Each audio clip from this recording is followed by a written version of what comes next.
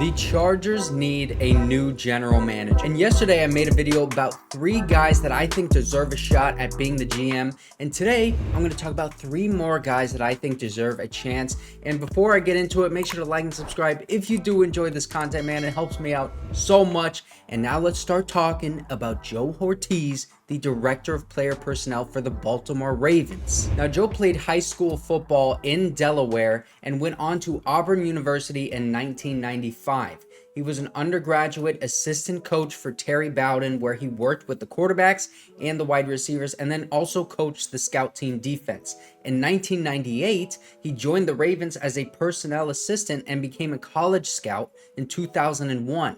He spent 8 years as a scout until 2009, where he was promoted to director of college scouting. And in his very first draft as the director, they drafted Michael Oher, the guy from The Blind Side. And since he became the director of college scouting, they have drafted 16 Pro Bowlers, and they draft really well consistently with a lot of picks, thanks to how many compensatory picks they're able to secure year after year. Since 2009, they have averaged 8.66, repeating of course, picks in the draft. And if you go through and look at all of these picks, they tend to hit more often than not. And a lot of these guys are either nice depth pieces in the NFL or just really good players. He graduated from the Ravens 2020 club, which is basically someone who started at around 20 years old in their organization on a $20,000 a year salary and rose up in the ranks to become a major part of that organization.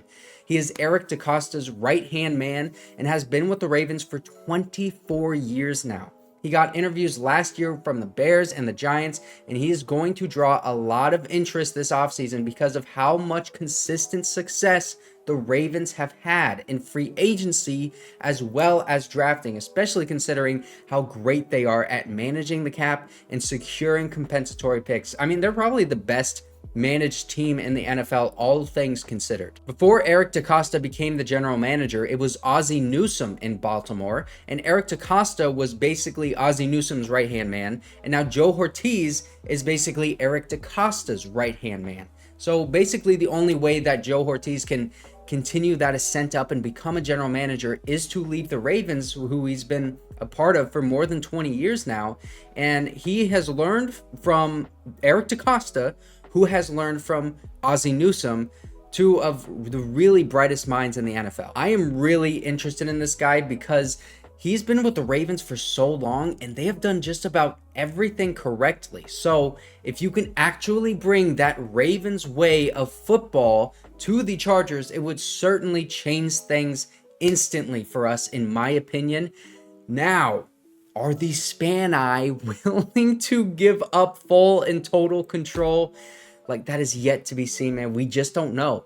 They said that they were in this interview. As you can see right here, they're willing to pay any amount of money, give away total control to win, but I'll believe it when I see it, man. I'm just going to be honest with you. And if they hire Joe Hortiz, in order for him to succeed, I think he would need to come in and disrupt the way that the Chargers are currently run. Now let's move on to Mike Borgonzi, the Chiefs' assistant general manager. Mike Borgonzi played high school football in Boston and then went to Brown University, where he played football for 4 years and earned all Ivy League honors for 3 out of the 4 years that he played. He graduated with a business management degree in 2002 and immediately tried out for the Buffalo Bills and then an Arena Football League team called the Green Bay Blizzard, but then he got a foot injury in camp and decided to move on. He became a mutual fund accountant until he went back to Boston College in 2007 to be their assistant recruiting coordinator.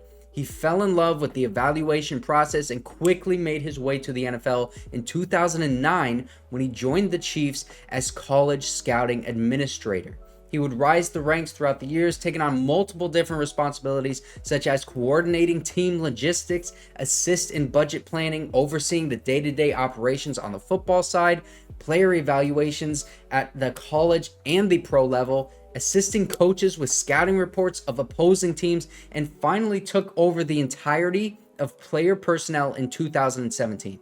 He is now the assistant general manager, and he's played a vital role in putting together a Chiefs roster that has now won 2 Super Bowls and played in the past 3 out of the 4 Super Bowls. It's a lot of success. When you look at the players that they have drafted since he took on a major role with the team in 2017, bro, you can see they drafted extremely well. Their very first pick when he became the director of player personnel was Patrick Mahomes. And then you look at other guys like Juan Thornhill, Willie Gay Jr., L'Jarius Sneed, Michael Dana, Creed Humphrey, the center, Trey Smith, the guard from Tennessee, man, he fell so far. Isaiah Pacheco in the 7th round. I mean, they have drafted extremely well, especially in these later rounds where it seems like all of those guys have at least become depth pieces for them, but they also make good signings in free agency, just like Drew Tranquill for an extremely cheap contract, and he's playing really good football for them right now, and so is Joe Thuney, the guard from New England. I mean, their drafts recently have just been so good that they had 4 rookies starting in the Super Bowl last year and then played 8 different guys that were rookies during that game. And it looks like their draft class this year may be just as good, with guys like Chamari Connor, the 4th round safety, being their highest graded defender by PFF. In comparison, we drafted JT Woods in the 3rd round, and he has yet to see any significant playing time. I think that this guy, he just knows football, man. He played it, he coached it, and now he scouts and manages it. His brother is even the linebackers coach on the Chicago Bears, so it just runs in his blood. This is a football dude through and through. Because of how much success the Chiefs have had with drafting since he's taken on a major role with them, I place him very highly on my list, but the Chiefs had also made some bad moves, like trading for Orlando Brown Jr. That didn't really work out, and signing Jawan Taylor in free agency. That's not looking really great right now either. Those are 2 tackles. The biggest positive is how well the Chiefs have drafted, and that is the most effective and the quickest way to build out a good roster in the NFL, and I think Mike can do that at a very high level. So I would be extremely happy with him as the general manager. Now, this is the most interesting one. Khai Harley, the assistant general manager of the New Orleans Saints. Now, Khai Harley is the man behind the Saints cap genius since 2008. He went to Rutgers University and accepted a full-time job at Bloomberg after impressing them during an internship. He earned his accounting degree while working there and was well on his way to becoming a really rich finance guy, but he was drawn so much to sports that he took a part-time position with the Springfield Falcons in the American Hockey League and earned a master's degree in sports management at the Springfield College in 2001. He began sending his resume to every professional sports team and got an internship with the Colts and Eagles and managed to secure a job in the NFLPA, making sure teams stay under the salary cap. He became the manager of labor operations with the NFL Management Council in 2008, and in 2013 he was hired by the Saints, with his primary focus being contract negotiation and strategic planning / management of the salary cap and roster management. Now, just before the season started, the Saints promoted him to assistant general manager, which is very different from assistant to the general manager. And he not only manages the cap, but he is the lead contract negotiator and has say in scouting and personnel decisions as well. He has worked hard on learning how to scout and identify talent and which players will succeed in the NFL and which players will fit together cohesively on a roster, which earned himself a shot at becoming a GM.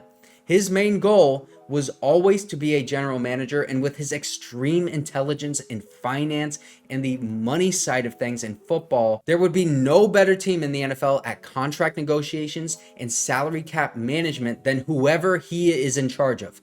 The only concern would be player scouting at the college and the pro level, because although he is highly intelligent and has developed the skills to scout guys, would you give him total control of scouting? Or would you just delegate that to like the director of player personnel and try to find a really good football mind to be his right-hand man? Another option would be that he's just the general manager and drafts and signs the players that the head coach wants, and his main job is just to do what he does best, which is the financial side of things.